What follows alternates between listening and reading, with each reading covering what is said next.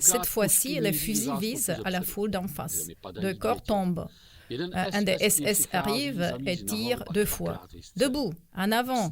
En partant, nous voyons les corps des morts. Sur le chemin vers la fosse, plus rien ne se passe. Nous sautons avec des pelles et pioches dans le fossé en espérant de se sauver. Toute la journée est très harassante. Les gardiens nous pressent au plus grand rendement. À midi, nous sommes épuisés par faim et le rythme de travail devient insoutenable. Ils nous grongent dans l'estomac. Un des prisonniers mange une fleur de pissenlit pour calmer le faim et pour ça, il est tué. Cet homme s'appelait Louis Ducol et il avait 40 ans. Comme ça décrit son séjour de 476 jours au camp à Hradištko Jean Monnet. Dans son livre Mémoires de captifs, comme par miracle, il a survécu ces horreurs.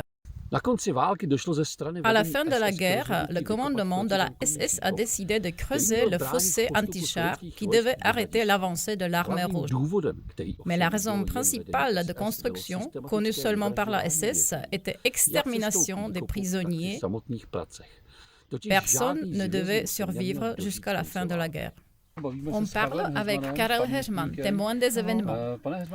Vous étiez de quel âge à la fin de la guerre? À la fin de la guerre, j'ai eu 4 ans.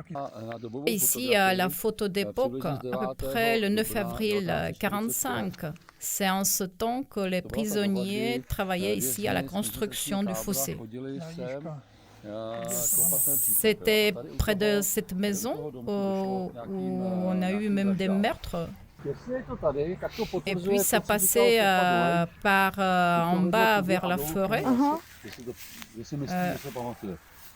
Là où il y a la colonne, ça a tourné vers la droite.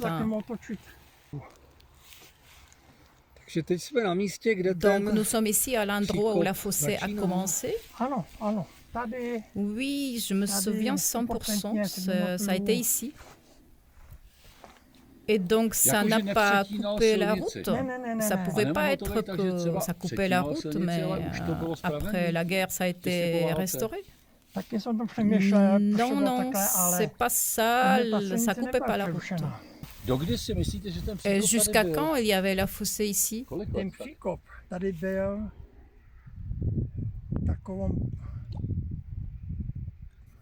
Ça pouvait être jusqu'à 1955. Une tranchée anti-char devait ici couper la colline à Třepčín. Là, il y a Sázava.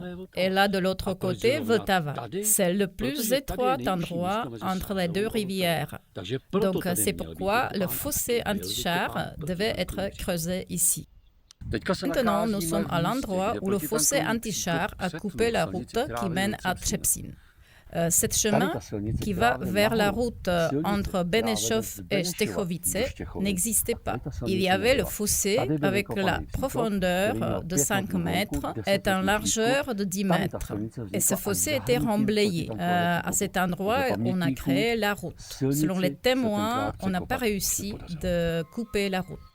À cet endroit, à Třepčín, nous avons décidé de créer le mémorial aux prisonniers torturés et tués pendant des travaux forcés de construction de ce fossé anti-char. Nous croyons qu'il faut rappeler des événements tragiques pour rendre honneur aux victimes.